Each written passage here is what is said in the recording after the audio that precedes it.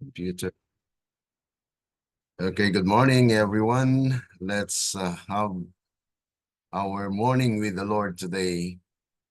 I will live on our Facebook page. I hope this will be a blessing to each one of us and that we can learn a lesson from the biblical history. So this is a series on our biblical history on the book of Genesis. And we do have other series on the prophetic insights on every Monday. And also the prophetic studies on the book of Daniel and the Revelation every Tuesday. Okay, so now we are going live on our Facebook page. We'd like to welcome our brothers and sisters, those who are following us on Facebook and also YouTube. We are happy to have you today as we continue on with our series. But before we continue on, we'd like to have this song, Standing in Your Presence. Standing in your grace, setting my feet in your way, entering into your presence, to behold you face to face. God of all heaven and earth, holding me in your embrace, unfailing love that surrounds me. Oh God, I stand amazed. My Jesus, my Lord, you're the love of my life. Wherever you go, wanna be by your side.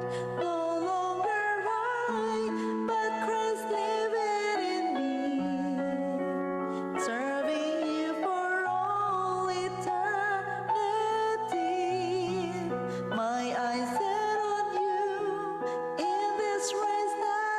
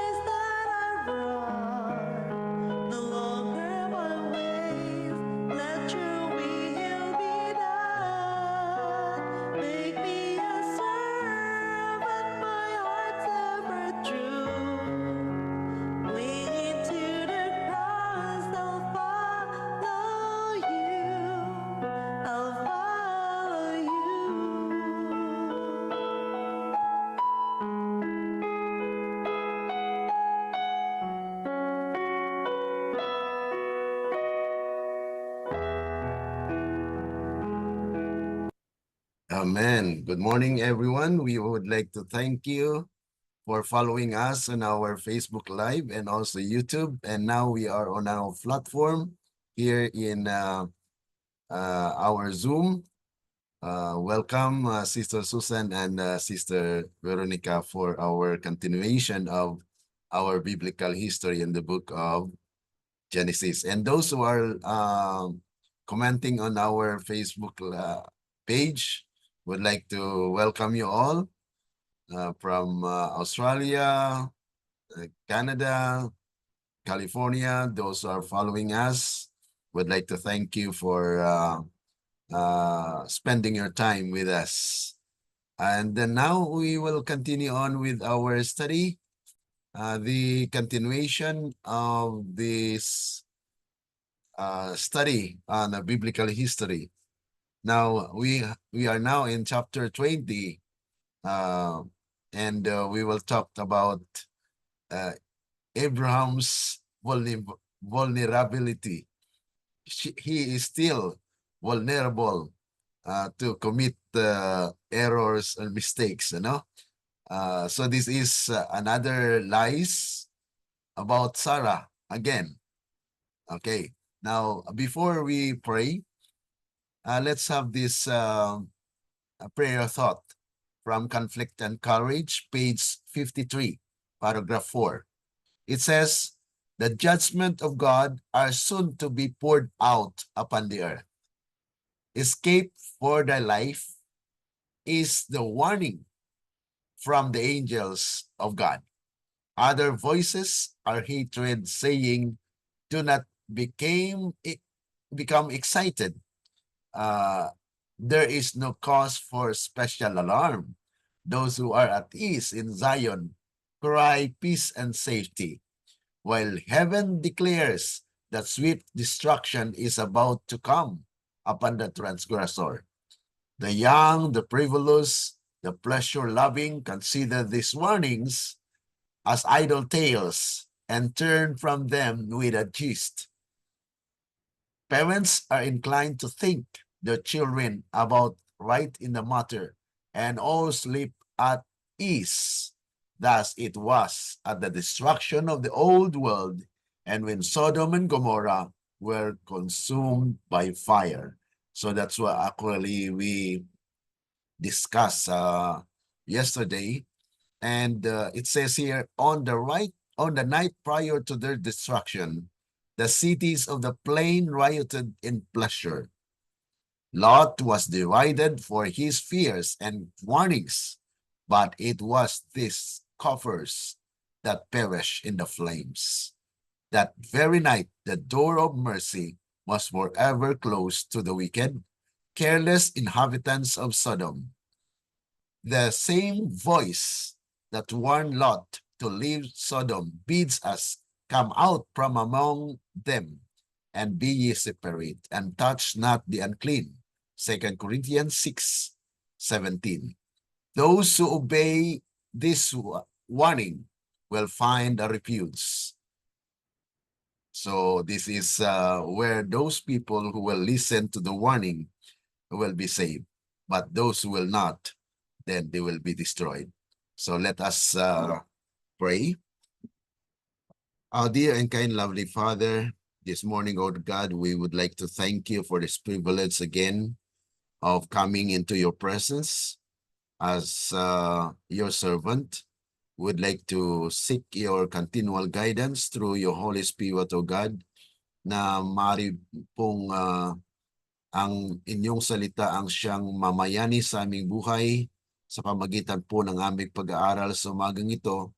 Nais namin, Panginoon, na kayo po ang siyang mapurihan at kayo po ang mangusap sa aming mga puso at isipan upang amin pong maunawaan ang mga bagay na nangyayari po sa kasaysayan.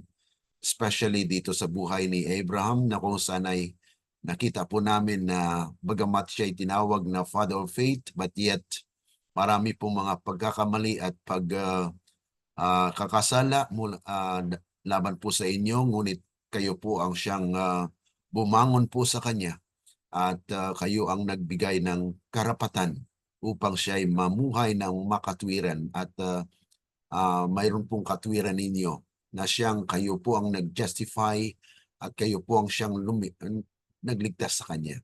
Ganon din po nawa ang mangyari sa amin, Panginoon.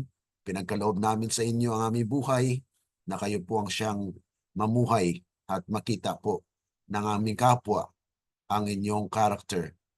Kaya pasalamat po kami at pinupuri namin ang inyong dakilang pangalan sa inyong kabutihan. Ito po ay aming dalangin at aming pinasalamatan dahil lamang po sa matamis na pangalan ng aming Panginoong Yesus. Amen. Amen. Okay. Now, dito po tayo sa, again, the lies of Abraham. Okay, basahin po natin ang chapter 20 verses 1 and 2.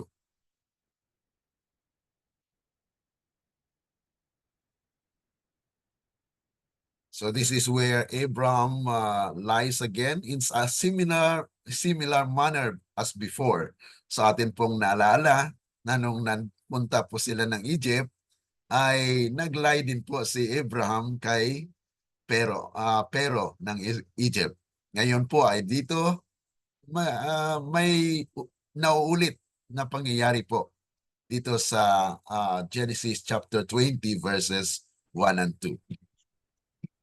Genesis 20 verses 1 to 2. At mula roon ay naglakbay si Abraham sa lupain ng Timog at nanirahan sa pagitan ng Kadesh at Shur. Samantalang naninirahan bilang isang dayuhan si Gerar, sinabi ni Abraham tungkol kay Sarah na kanyang asawa, siya'y aking kapatid, at si Abimelech na hari sa Gerar ay nagpasugo at kinuha si Sarah. Ito po ang karanasan ni Abraham na siya'y manlalakbay at mayroon din pong kung saan ay nandoon po kanyang sinabi siya mismo, mga kapatid, hindi niya na sinabihan si Sarah, kung atin mapapansin, kasi sa una ay sinabihan niya na sabihin mo kay Paraon na ako'y iyong kapatid. Pero dito, mga kapatid, ay si Abraham mismo ang siyang nagsabi na siya'y aking kapatid. Okay. So Abraham journeyed from there to the south. Okay, so papunta po siya ng south, mula po siya doon sa kung saan ay sa Shechem, di ba? Yung pagpunta niya po galing doon sa Ur ay sa Shechem siya nanirahan. At pagkaroon po ng drought ay pumunta siya ng Egypt. At pabalik po siya ay pinapili niya si Lot. At kaya nga po ay nanirahan siya doon and then naglalakbay muli at ito nga po ang pangyayari. So after the destruction of Sodom and Gomorrah, Abraham moved.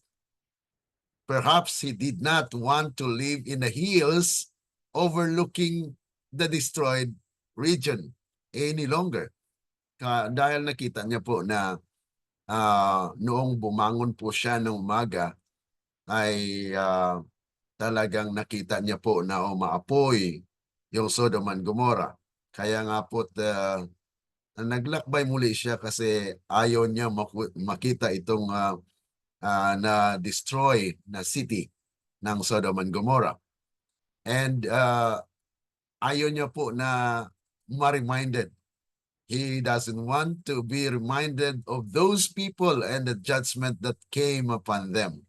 So siguro minsan ay ganun din po ang ating maranasan, na ayaw natin maalaala yung mga bagay na nakakalungkot. At yun nga po ang ginawa ni Abraham at siya'y naglakbay. Abraham said of Sarah, his wife, "She is my sister." So Abraham's concern was probably not because Sarah looked like a young beauty at 90 years old, dahil matanda na nga po, no? But yet, I think nandun pa rin yung kagandahan ni Sarah. Kaya nga po kinuha siya ni Abimelech na hari ng Gerar. We can surmise that she was reasonably attracted at that age. But more importantly, she was connected to the one of the richest and most influential men of the region. In that day, a harem was sometimes more of a political statement than a romantic statement. So yan po mga kapatid na sinabi niya dito sa kanya nakausap na kung saan ay nung nalaman po ni Abimelech na sister, okay, kunin mo. So yun po ay pinakilala niya na she is my sister.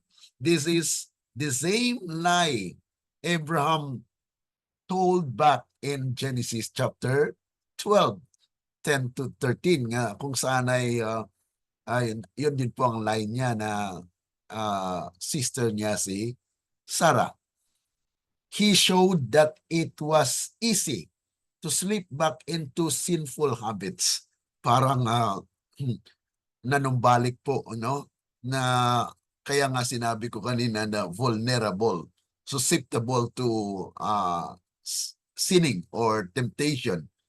Si Abraham, bagamat kinilala po siya ng ating Panginoon na faithful or the father of faith, but yet these are actually the test before he finally committed himself to the Lord na talagang full trust na. So in our experience, sa atin pong mga karanasan ay makaranas po tayo, but we will mature na kung saan ay darating po talaga sa panahon na kung saan ay full ang ating trust at paglilingkod po sa Panginoon. Abraham stumbled in a place that he had stumbled before.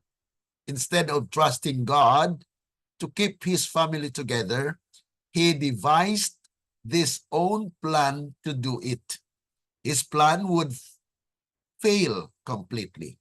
Yan po ang ating makikita dito sa kasaysayan na kung saan ay kung dati ay nagkamali siya at he learned a lesson from that, and this time mga kapatid, it will also do the same. No?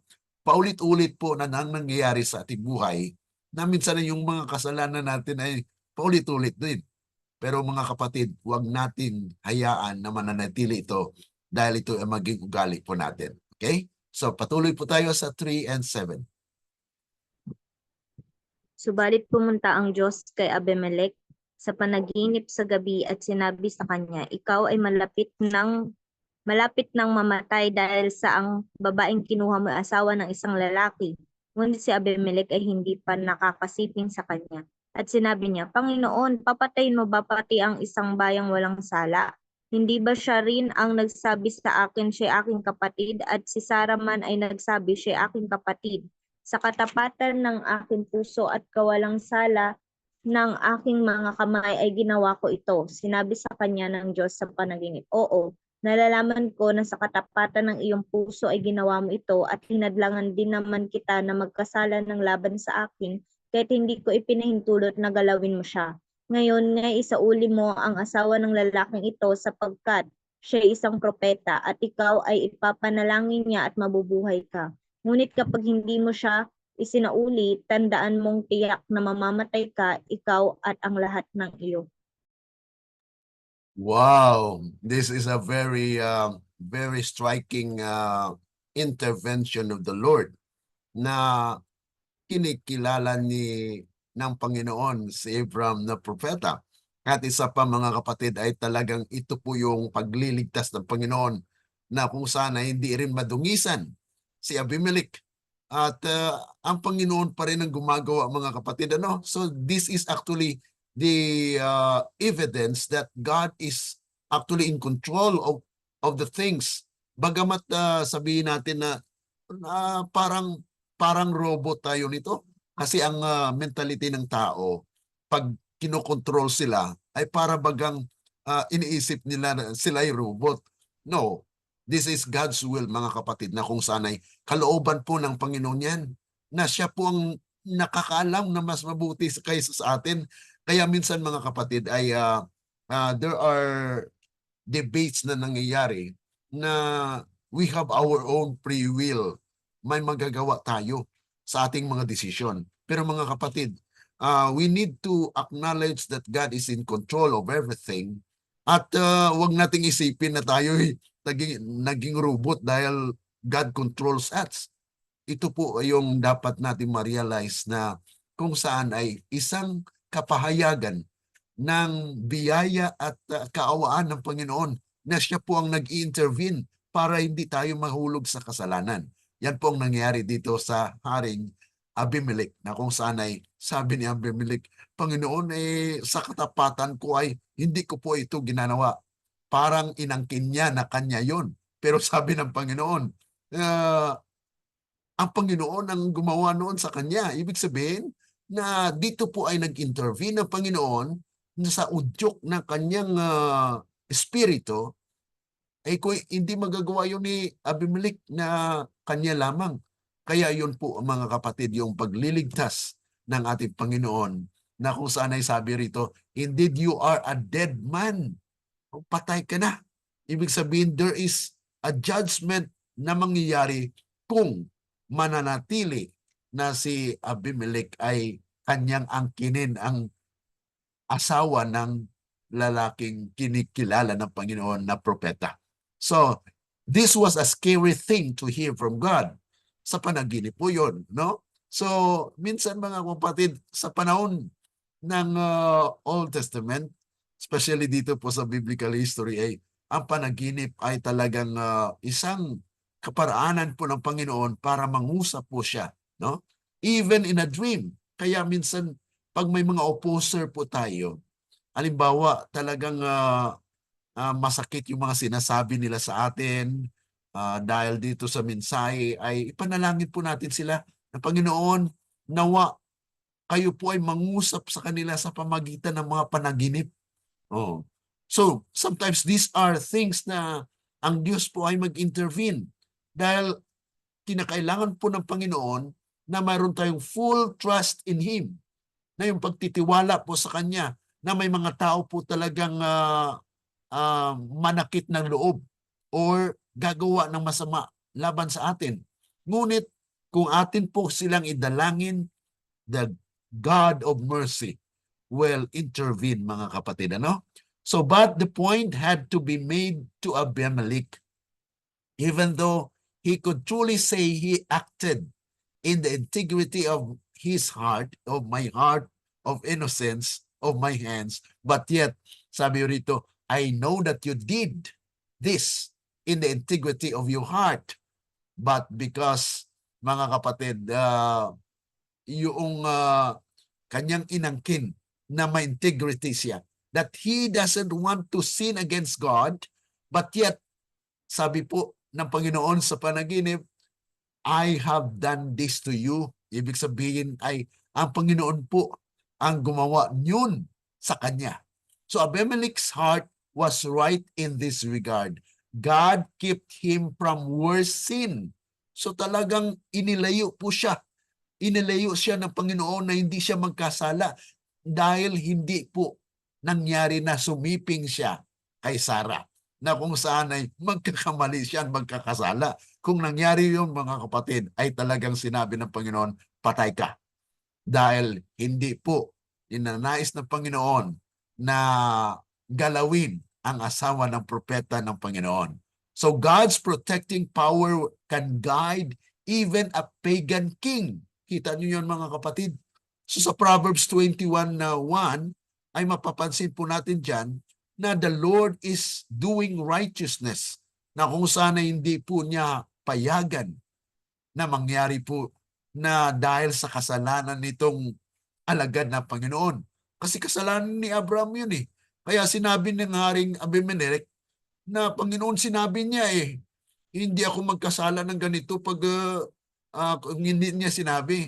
Kaya sabi ng Panginoon, okay, kilala kita. Ginawa ko yun para sa iyo din, na hindi ka sumiping sa asawa ng may asawa. So ito po ay isang demonstration of God's mercy and love, na kahit mga hindi mananampalataya, kapatid, ay pwedeng mangusap ang Panginoon sa kanya at mapigilan na hindi gumawa ng masama. Ano? So dapat po ay pananatili na tayo maging tapat sa Panginoon.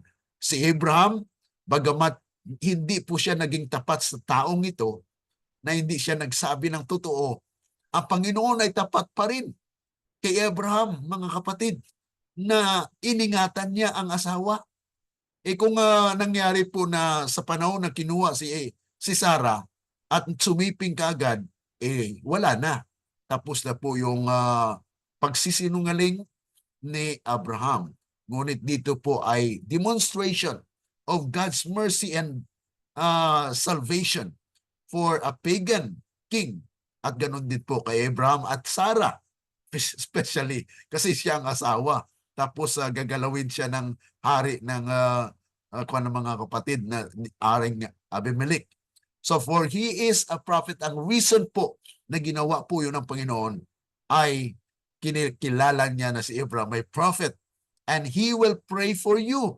Alam ng Panginoon na pagkatapos na ibalik niya po si Sarah ay idalangin because the Lord's promise is still the same. Hindi po na nawawala yung promesa ng Panginoon. Nasabi niya po doon na ang sino mang mag-bless sa iyo or magpapala sa iyo ay pagpalain.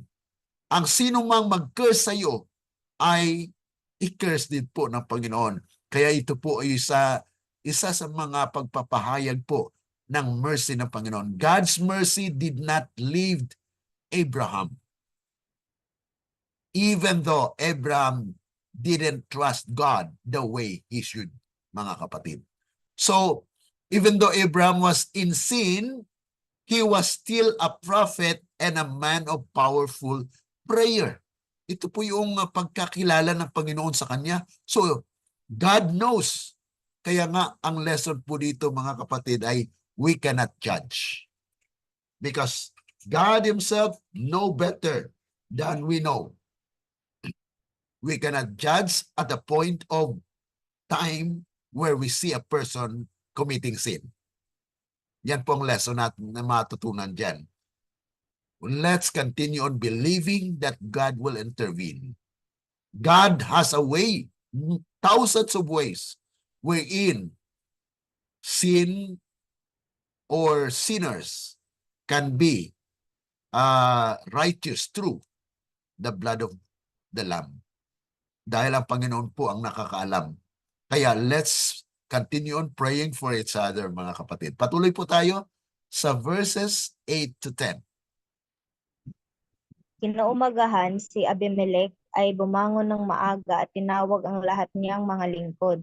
Sinabi niya sa kanila ang lahat ng bagay na ito at ang mga tao'y takot na takot. Tinawag ni Abimelech si Abraham at sa kanya'y sinabi, anong ginawa mo sa amin at paano ako nagkasala laban sa iyo upang dalhan mo ako at ang aking kaharian ng isang malaking kasalanan? Ginawa mo sa akin ang mga gawang di nararapat gawin. At sinabi ni Abimelech kay Abraham, ano ba iniisip mo at ginawa mo ang bagay na ito? Okay, so ngayon ay straight rebuke ng pagan king, mga kapatid. Ginamit din ng Panginoon itong si Abimelech to rebuke Abraham para matauhan po siya. No?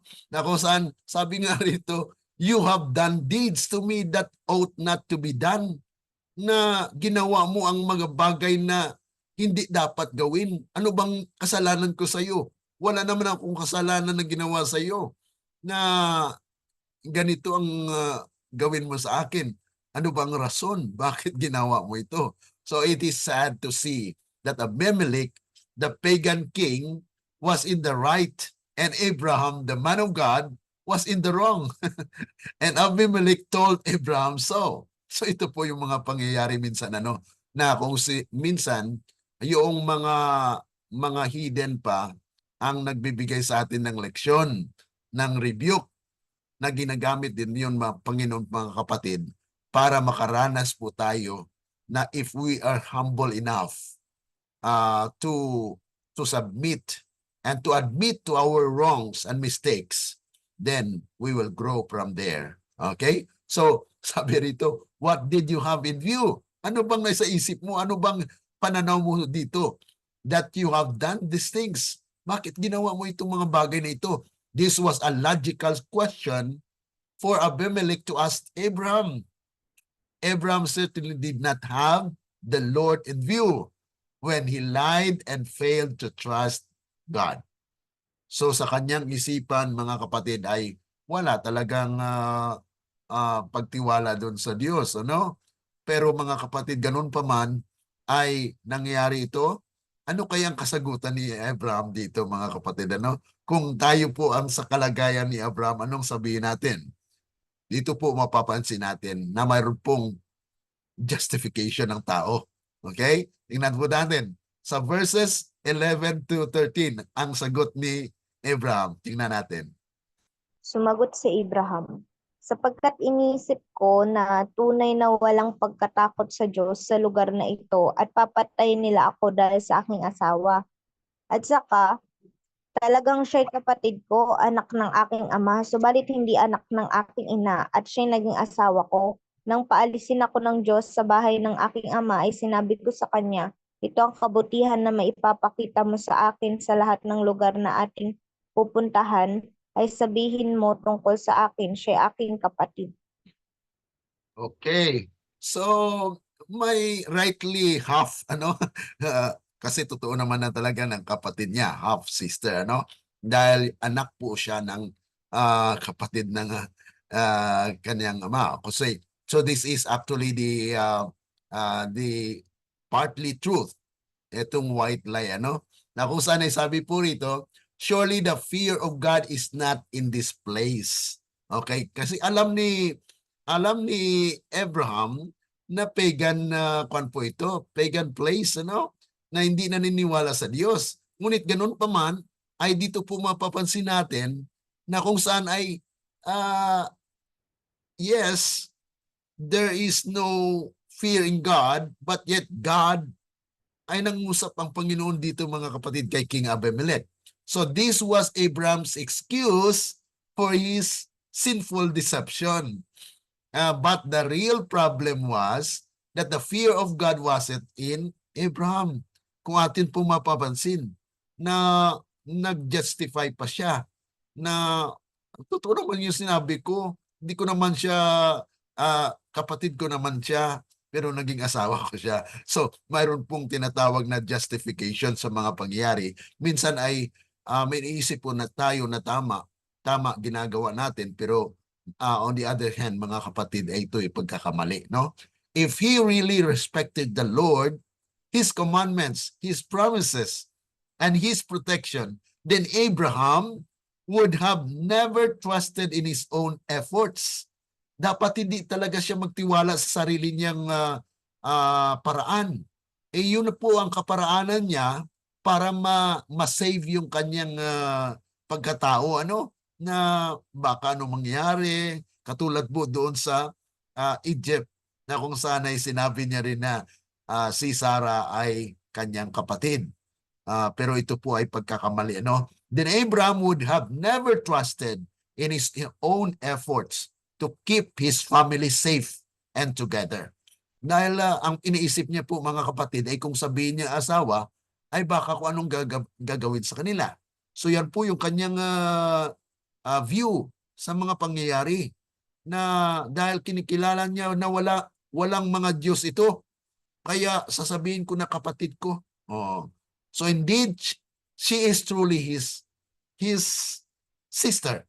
This was another attempt to justify his lie, but saying it was really the truth, but a half-truth, said with intent to deceive, is always a whole lie. Yan po talagang totoo, mga kapatid, kasi mayroon pong deception doon. Kung nangyari po na sinipingan ng hari, so anong nangyari? Nagkaroon ng kasalanan na pati yung kanyang asawa na si Sarah ay makwan po, mga kapatid. That is a very serious sin against a relationship, na ang mag-asawa po sila, pero ang nangyari kasi po ay si Abraham naman talagang ang sala rin dito, ano? Na kung sana hindi niya sinabi yun, hindi magkakasala. Pero ganun pa man, mga kapatid, ay hindi nga po nangyari. Indeed, she is truly your wife. This is an attempt, mga kapatid, talaga, na half-truth, kalahating totoo pero mali pa rin mga kapatid. When God called me to wander from my father's house, this was an indirect way of blaming God. Parang mayroon din pong pagsisisi sa Panginoon, ano? Na dahil namumuhay ako doon sa Ur, sa Chaldeans, na walang problema. Pero ngayon, nandito ako, kaya ito ang naisip ko. Parang he is somewhat blaming God na kung saan ay dinala siya sa lugar na yan. Nag-wander po siya. Ibig sabihin ay napalipat-lipat siya kung saan. Doon sa lugar nila, sa Haran o doon sa lugar na kung saan ay naninirahan siya, nung tinawagan siya ng Panginoon, ay namumuhay sila ng walang problema doon. Tinawagan ako ng Panginoon dinala ako rito. Ngayon, pa-wonder-wonder ako kung saan ako pumupunta. Kaya ito ang nangyari ngayon. So, somewhat that he blames God because of that call na tinawagan po siya ng Panginoon. So, Abraham claimed that God sent him out on his dangerous journey upon which Abraham had to protect himself. So, talagang makasarili, ito po yung nature ng tao. So, pinapakita lang po dito mga kapatid na even Abraham, the father of faith, had this in mind na kung saan ay meron pong mga lapses din mga kapatid. Kaya atin pong unawain at atin pong ipangusap sa Panginoon, ito rin po ang aking kalagayan. Kung ano po ang naganap sa buhay ni Abraham, ganun din nawa, Panginoon. Nagamitin niyo rin po ako. Okay, patuloy po tayo sa verses 11 to 13.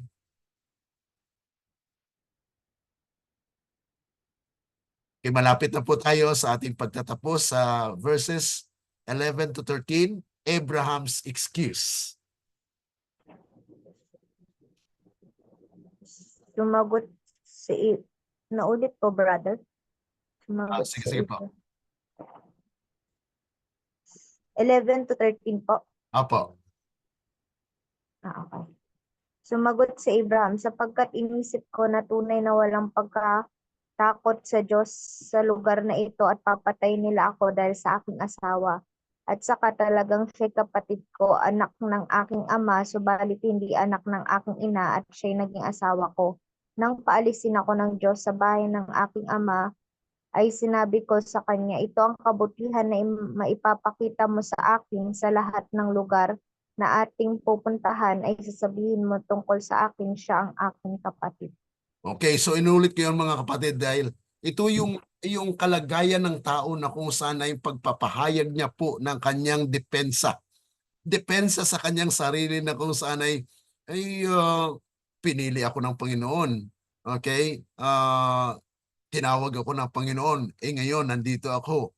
So, kung ano po ang kalooban ng Panginoon ay mangyari na kung ito ay kasalanan sa akin, okay, yun po yung pagliligtas ko sa akin sarili. So, naging defensive po itong si Abraham dito sa mga pangungusap na ito, mga kapatid, na kung saan ay itong pagpapahayag po niya na depensa niya sa sarili niya dahil tinanong po siya ni Abimelech, ano bang kasalanan ko sa iyo? Ano bang nasa isip mo? Ano ba ang iniisip mo na gagawin sa iyo? So yun po yung ibig sabihin ng hari ni Abimelech na kung saan ay bakit ginawa po yun ni Abraham. Okay, patuloy po tayo sa 14 to 18.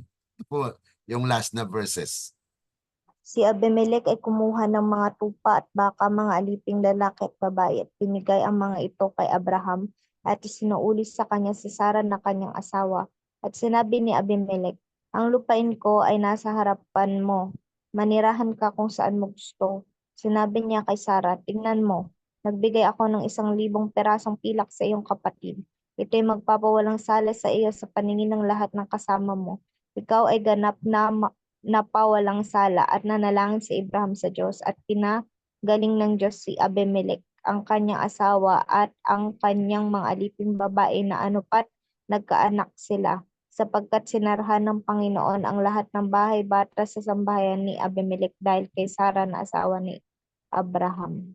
Okay, so ito po yung curse na nangyari na dahil kinuha ni Abimelech bagamat noong pagkatapos po na mapatawad po ni Abimelech si Abraham dahil talagang kasalanan yun ni Abraham na kung saan ay pagkatapos na ni-declare ni Abimelech na kayo po ay pinatawag na kaya dalhin nyo ito kung ano pong gusto ninyo, kunin nyo po at bumalik po kayo, umalis kayo dito. So ito po yung mga kalagayan na kung saan ay Abimelech took sheep, oxen, male and female servants and gave them to Abraham.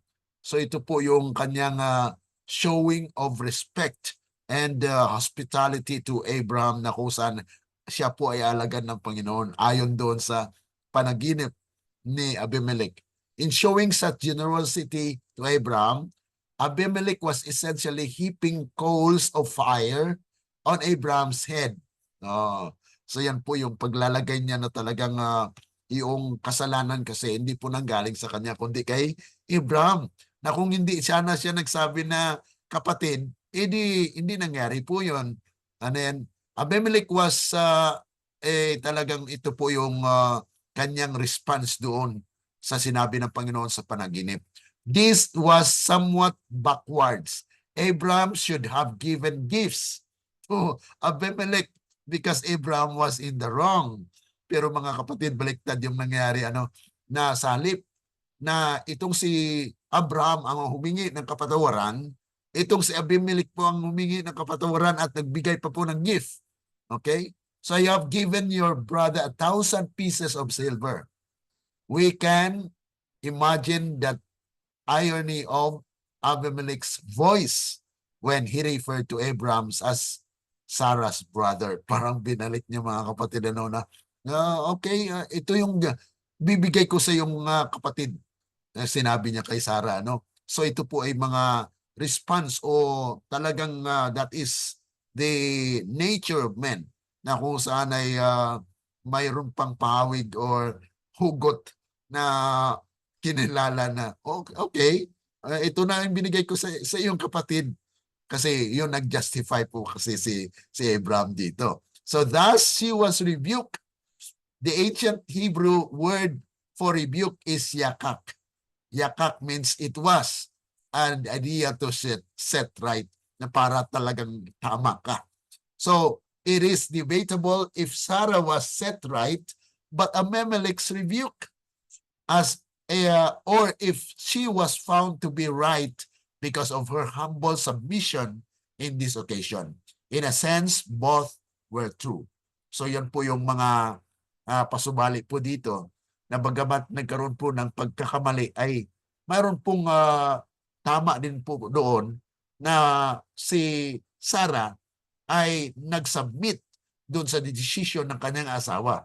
Na bagamat yun po ay isang pagkakamali, bagamat nandun po yung respeto at pag-submit ni Sarah and it was considered right for her because she was subjected to her husband. Okay, now ito po nga po ang patuloy na sabi po rito na kung saan it was a review for Abraham na kung saan ay nangyari nga po na ang pagpapala ay ginawa at binalik din po doon kay Abimelech na totoo nga po ang sabi ng ating Panginoon na ipanalangin ka niya.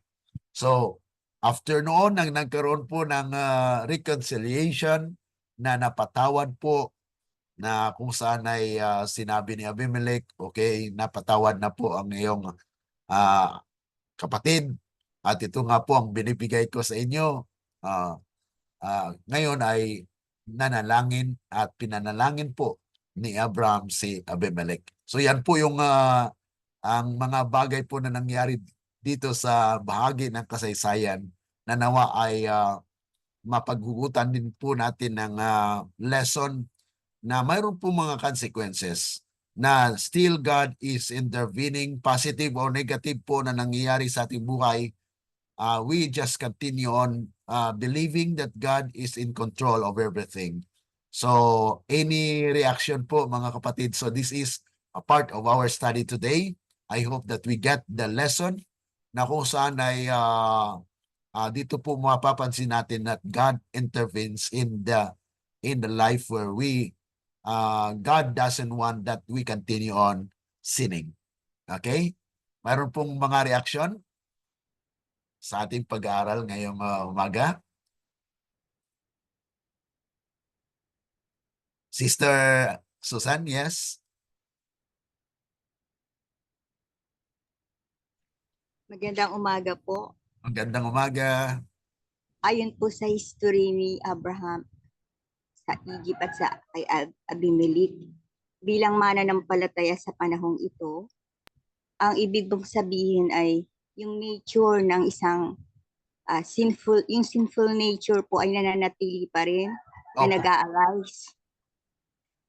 Kaya ito pala po ang dapat na hilingin sa Lord na kumilos sa atin upang hindi na po mag-arise yung sinful nature. Yung totoo po palang pagsuko sa Lord ito. Ano po? Opo.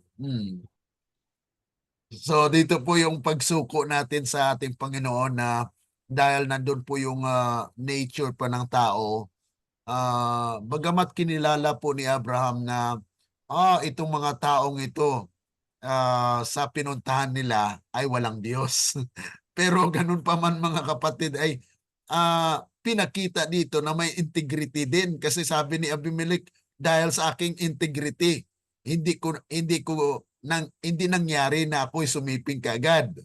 So, pero hindi niya inaakala na sabihin sa kanya ng Diyos sa pamamagitan ng panaginip na ako'y gumawa niyan. Hindi ikaw ang gumawa noon. Ako ang pumigil sa iyo. Ibig sabihin, ang Panginoon po nag-intervene na hindi mabahiran ng dungis ang asawa ng propeta ng Panginoon. Yun po yung sinabi ng Panginoon doon, na kung sana'y ako po ang nag-intervene doon. Ikaw ay, yes, ginawa mo yun, kilala kita, kasi ako ang gumawa sa iyo. Nakita niyo po yung power ng Panginoon ng kanyang kaawaan, na kung pinahintulutan po yun ng Panginoon, nangyari talaga. Pero hindi niya pinahintulutan. Okay? So God made way and intervene Amen. in our lives. Kaya Kaya, wala pong judgment. Sorry po. yes, Kaya wala pong judgment sa ating mananampalataya na yung nakapaligid sa atin ay masasama. opo. Kundi ay Diyos po na kumikilos sa kanila kahit sa dreams ay pwede ipanalangin pala po natin na may dreams na binibigay si God doon sa taong kilala po niya ang heart. Hindi po tayo ang nakakakilala sa heart ng tao. Amen. Amen. Yun po ang ating Salamat gagawin. po. Na dito po sa ating pag-aaral sa biblical history, dito po tayo makakuha ng mga prinsipyo na ano bang gagawin natin dito sa mga masasamang tao na to. Yung kinikilala nating masamang tao, yun pa pala, doon ang usap ang Panginoon. At ginamit ng Panginoon, ito si Abimelech na hindi kumikilala sa Diyos, pero at that time na it was demonstrated here na kahit yung mga pagan king na nandito po sa kasaysayan ay God moved and it was an instrument. It's a human instrument, mga kapatid, para ma-rebuke din si Abraham na kung saan ay bagamat hindi niya po nag-justify pa siya sa kanyang sarili, pero it is actually God's intervention sa kanyang buhay na nagsabi naman ako ng totoo, Panginoon. Nagsabi naman ako ng totoo, mahal na hari. Yung na sinabi kong kapatid ko si Sarah, totoo naman yun. So kalahating totoo, mga kapatid, ang nangyari dito.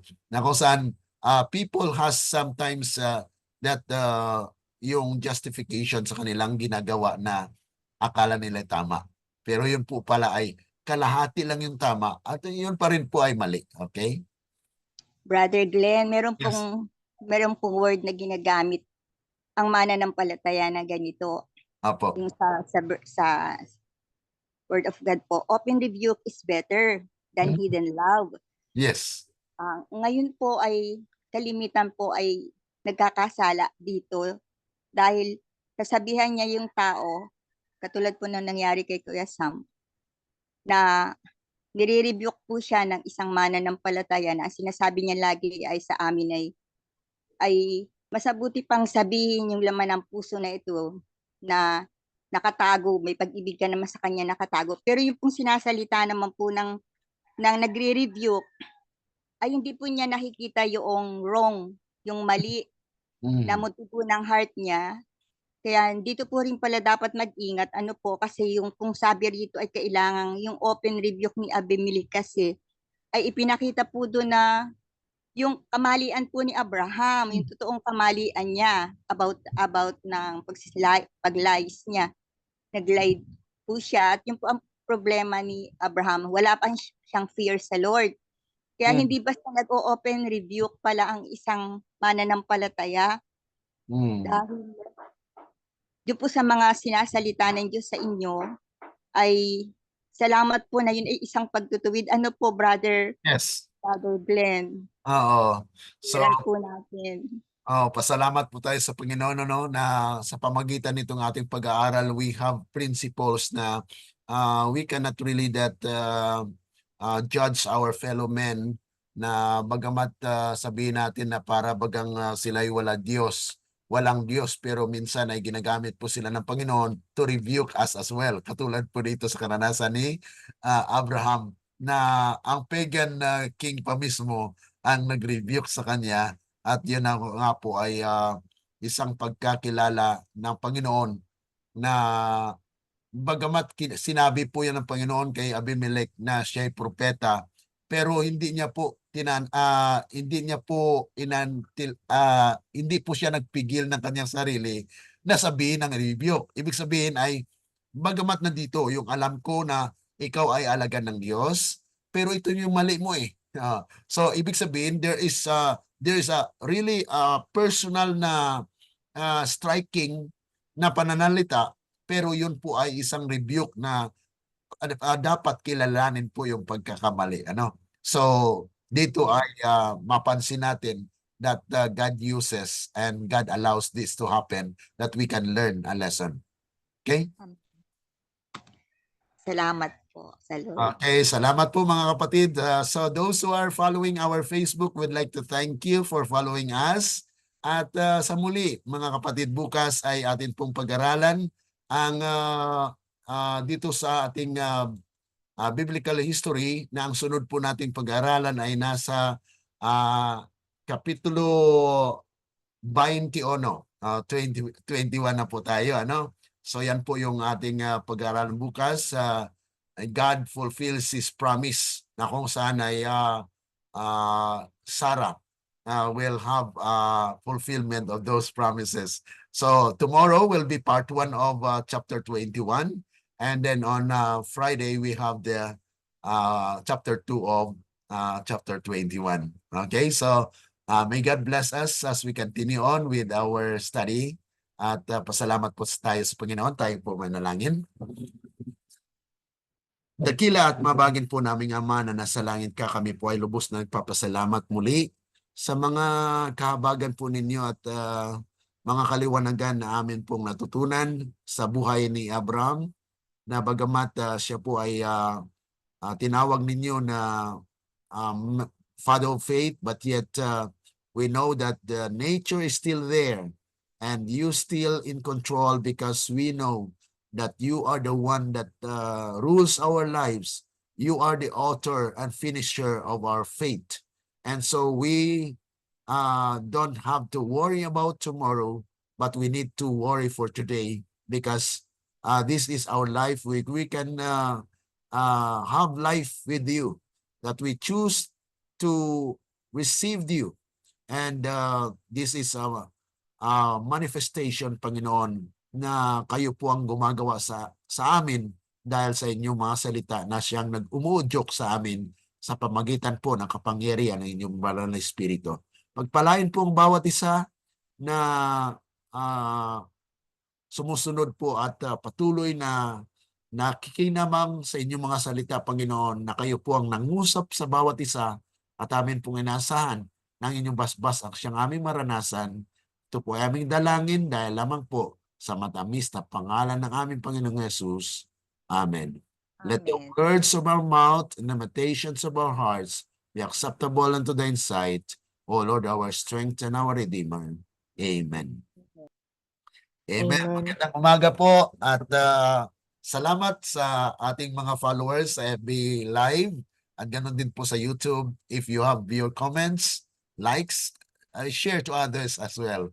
So God bless you, Sister Veronica and Sister Susan and Thank you others. po.